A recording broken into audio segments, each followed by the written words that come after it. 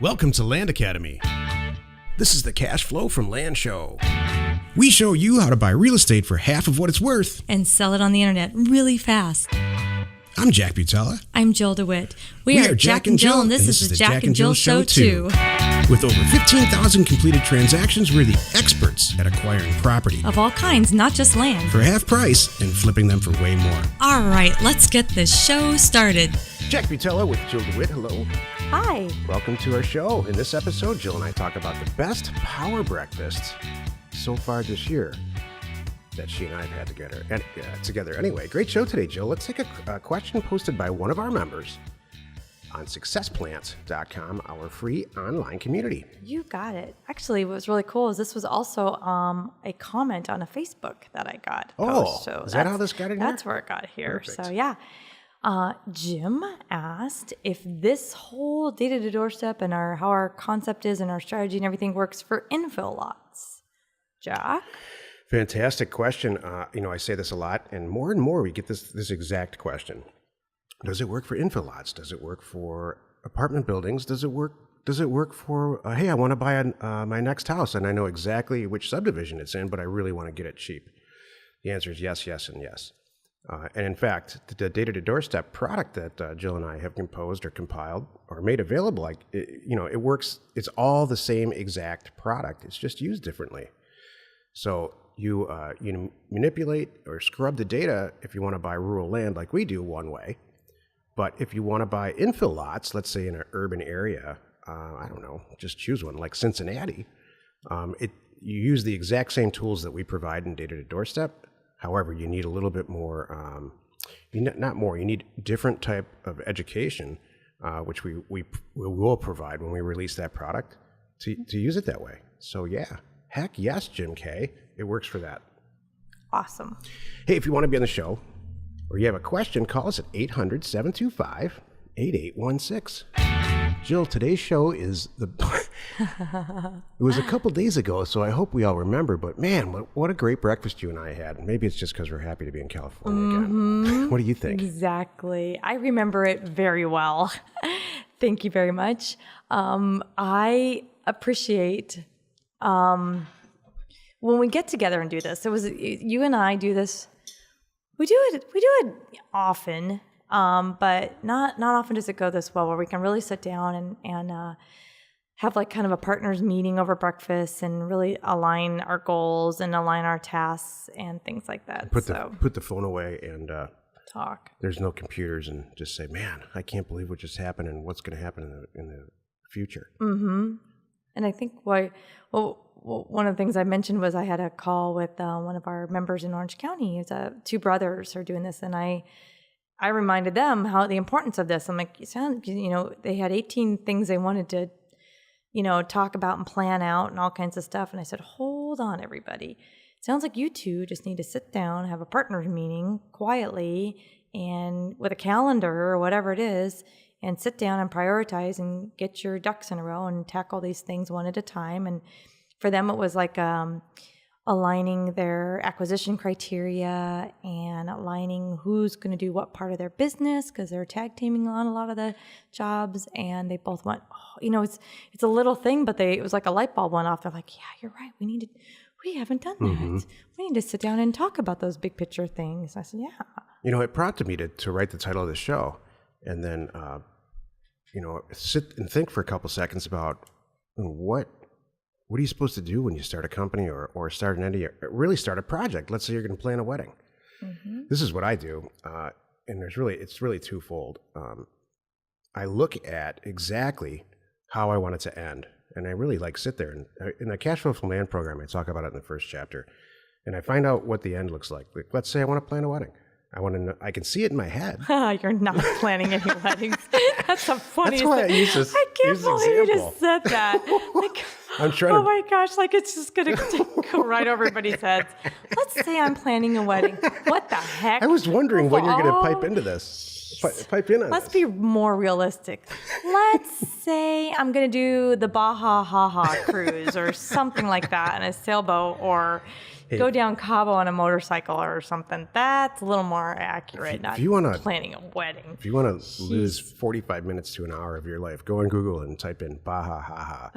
It's everybody that's got a boat and a good attitude. They go from like San Diego, Los Angeles to Cabo San Lucas all together on boats and stuff. It's like a month long, isn't it? Adventure, I think it's for some people it might be the rest of their lives. That's true.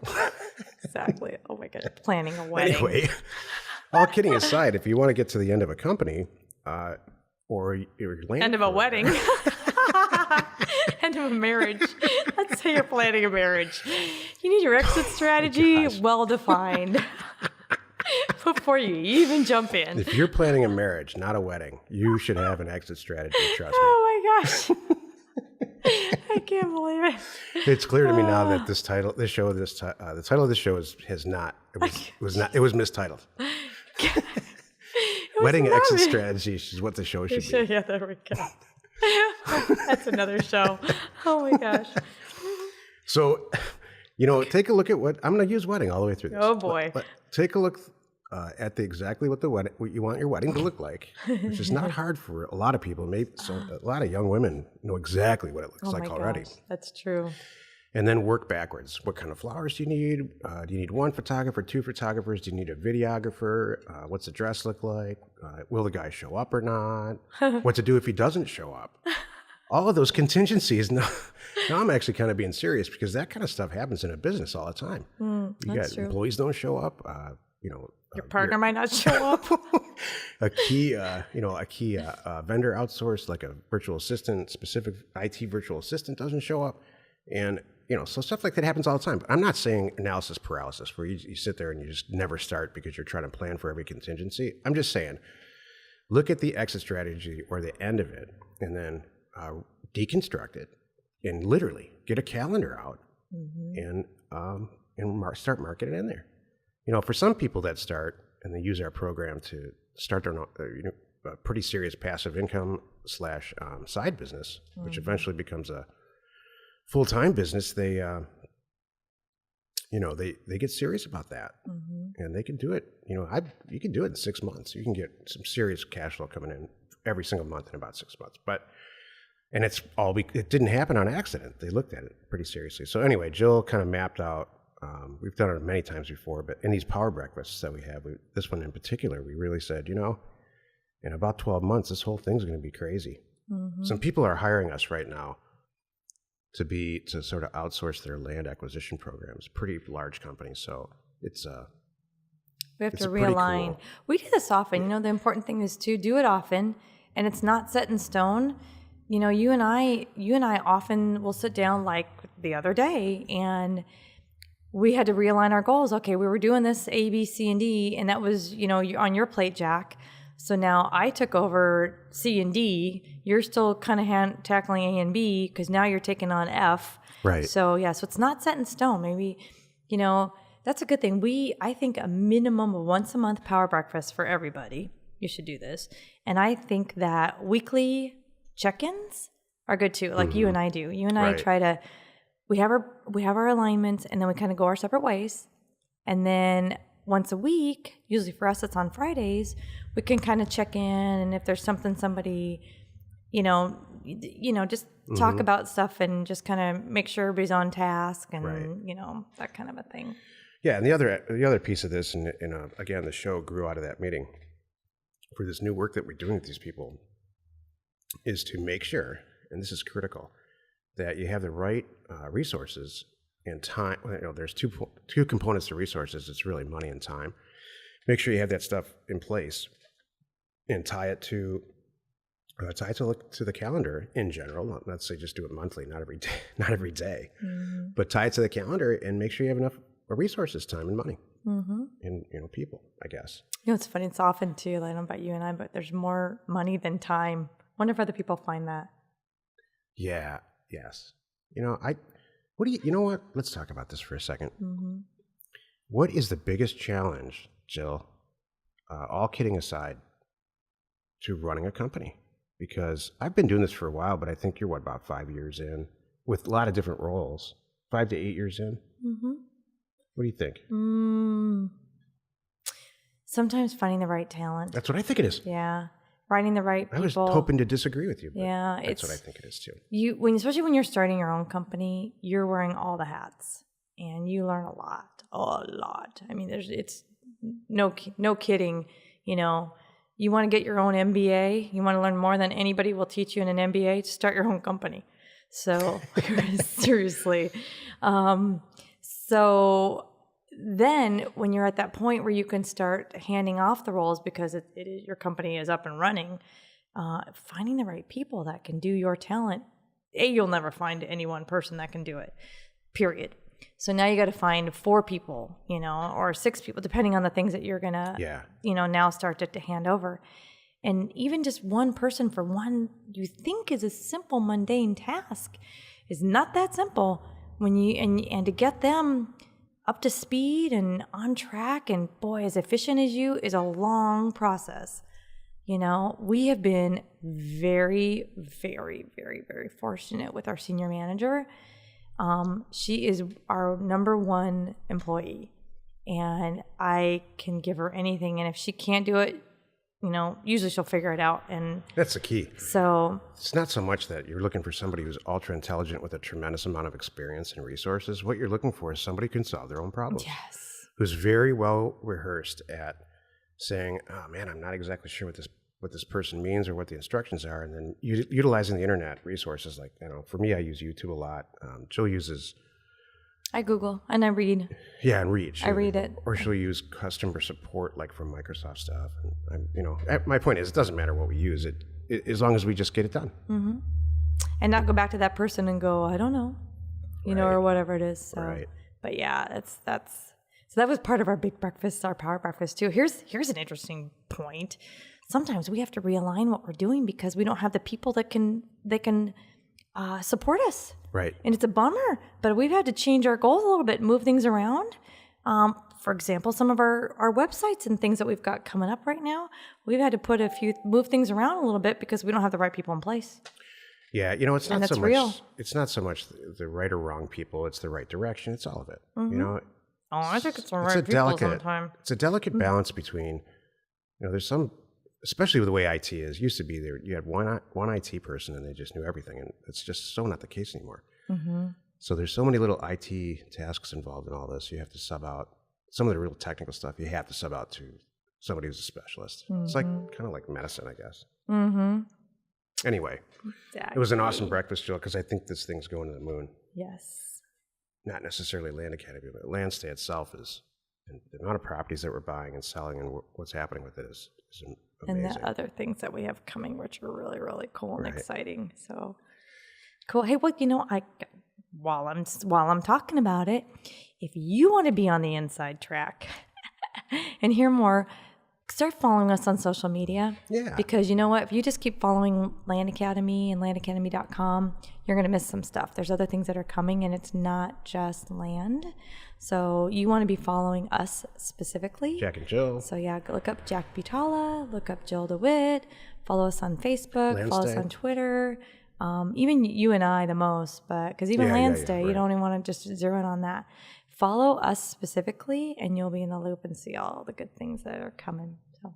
Yesterday, in the middle of the day, Jill and I were walking to a store to pick up some specific stuff, and they were demolishing a house across the street, and awesome. We caught it at the perfect time.